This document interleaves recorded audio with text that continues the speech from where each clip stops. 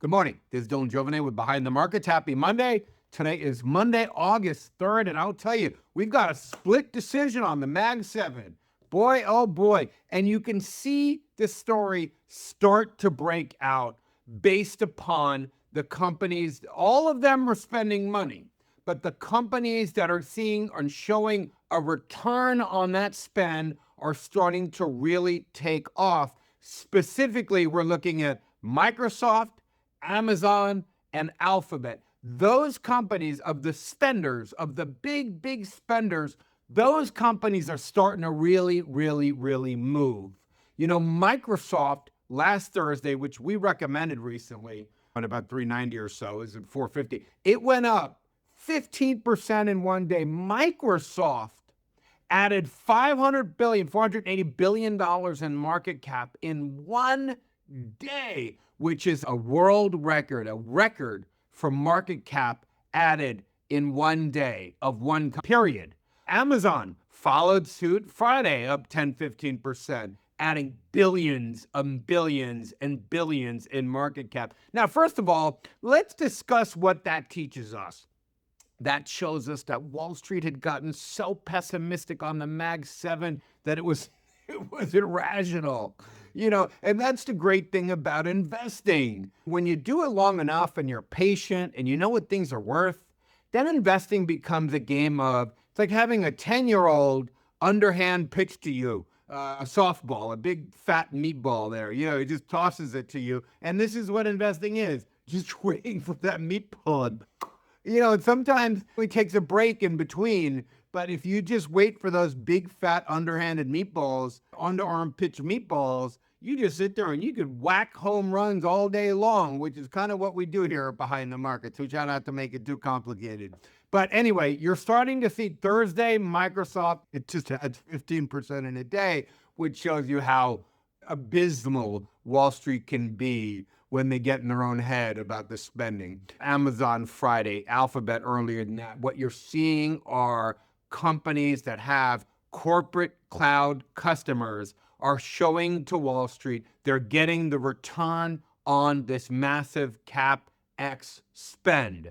They're saying, look, guys, we're not just spending this money willy-nilly. We are spending this money because we see a return. Our corporate clients, our S&P 1000 clients, are clamoring for these AI tools, so we are building out the infrastructure to make that possible. Contrast that with another stock that I've recommended, which did not do well, Meta, which is spending that but doesn't have the corporate infrastructure. They don't serve corporate customers.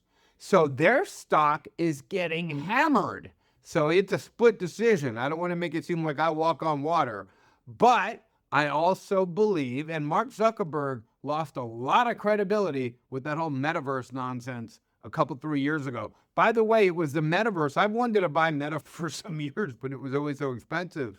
But it was the metaverse and him spending what was then $20 billion a quarter, you know, which sent that stock down to 96 bucks a share, which was like, wow, I can't resist.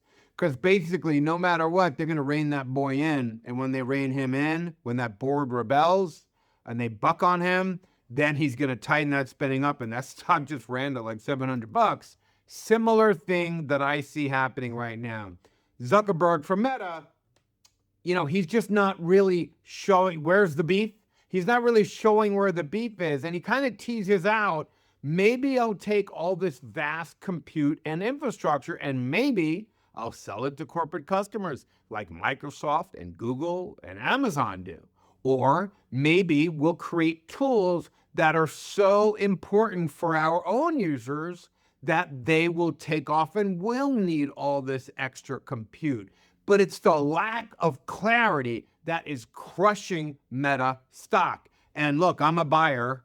So, you know, I'm biased, but I'm also a long-term guy. I mean, this is a company that it's a money printing machine. It's just basically, and again, it's the old Peter Lynch line, who Warren Buffett's repeated, buy shares of a company that any idiot could run, because sooner or later, an idiot will run the company. And I'm not saying Zuckerberg's an idiot. He certainly had one big trick in him, social media, but he doesn't seem to have found his footing for any other big tricks yet. But we will see. We shall see. I'm giving him a little bit more time because the underlying numbers of the business look strong, and I see how they're using that for advertising and AI.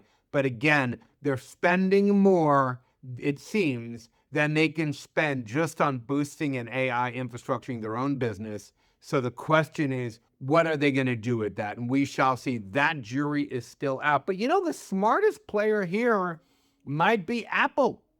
Apple's been marching higher too, which I have not recommended, probably stupidly perhaps, but Apple may be the smartest player because they're not spending money on infrastructure.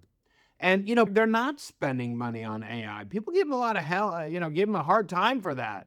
But as far as I see it, they might be the smartest of all these companies. They're not a hyperscaler. They're not Amazon, Google, or Microsoft. They don't have corporate customers.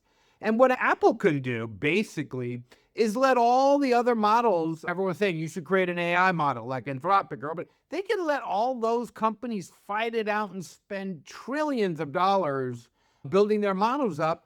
And Apple, basically, it owns the bridge to consumer town. Basically, most humans interact with the internet, at least in America, with either an Android system or Apple. Apple basically owns the smartphone market, certainly the high return on capital margins, really the profitable segment. So whichever one of you guys wins the fight, that's fine with us. You guys spend the money, make the product good, and then we'll decide how it's going to look going to our customers. So, again, this speaks to this kind of balance of power where these models risk becoming commoditized, really, unless they really kind of get supersede leverage, which is why a lot of these companies are trying to work with businesses to customize AI agents. OpenAI is trying to build some devices, famously with Johnny Ive, the guy who helped Steve Jobs design the iPhone. They're trying to build devices to really kind of rethink how we use AI. But Apple has a lock on that. So if I'm Apple, I'm sitting down there and they're like me. They're waiting for that big meatball pitch to come to them. You guys fight it all out, destroy shareholder value, and we'll see what happens after that. So far, with the Mag 7, the ones that have reported, we have seen a split decision thus far, and it really tells you about the AI narrative. But while everybody is turned off to Mag 7, that's why we've been recommending them lately. Anyway, that's all I have for you today. Don't make this harder than it needs to be. Don't make investing harder than it needs to be. Our good friend Harold said he's really picked up on the game here. You find good companies that have really strong chokeholds in a certain area, and you wait for them to come into your buy price, and you just go, and then you go back to having fun. Anyway, that's all I have for you today. Have a wonderful day. I'll see you tomorrow.